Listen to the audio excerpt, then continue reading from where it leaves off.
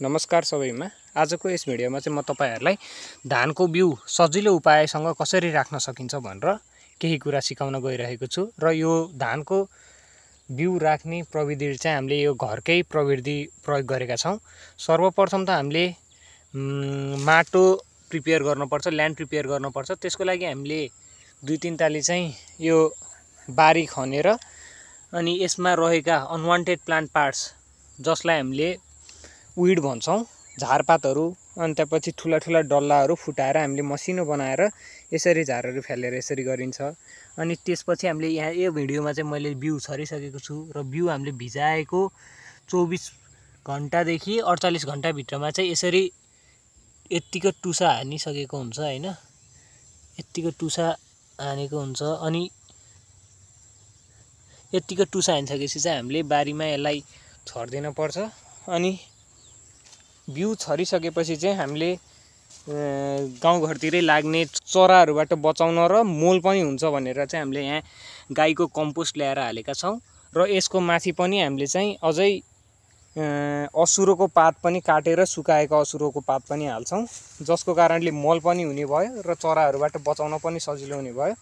र अब म यो मोल हालेको विधि पनि देखाउँछु।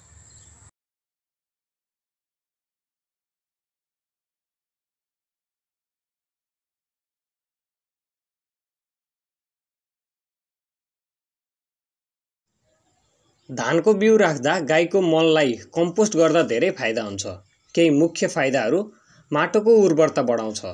कम्पोस्ट गरिएको गाईको मलले नाइट्रोजन, फोस्फोरस, पोटासियम जस्ता पोषक तत्त्वहरू प्रदान गर्दछ, जसले बिउको राम्रो वृद्धि गराउँछ। पानी सम्हाल्ने क्षमता बढाउँछ।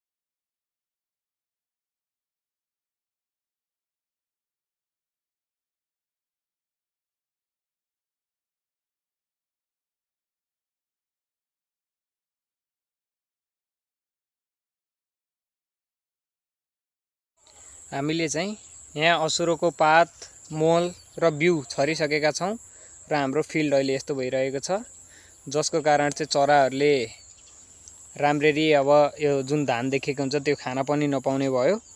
र यसरी छोपेको छ धान बाहिर यसरी देखेको चाहिँ छैन, जसको कारणले आशा गर्छौं राम्रै धान उम्रिन्छ होला। र हाम्रो यसरी दुईटा ड्याङ बनाएर चाहिँ हामीले यसरी छरेका छौं बिउहरु। बिउ छर्दाखेरि सबैभन्दा पहिला चाहिँ तलपट्टि चाहिँ हाम्रो धान छ यसरी, अनि धानको माथि छ हाम्रो मल, अनि मल माथि छ असुरो। र यसरी हामीले छरिसकेका छौं र बिउ हाम्रो राखिसकेको छ।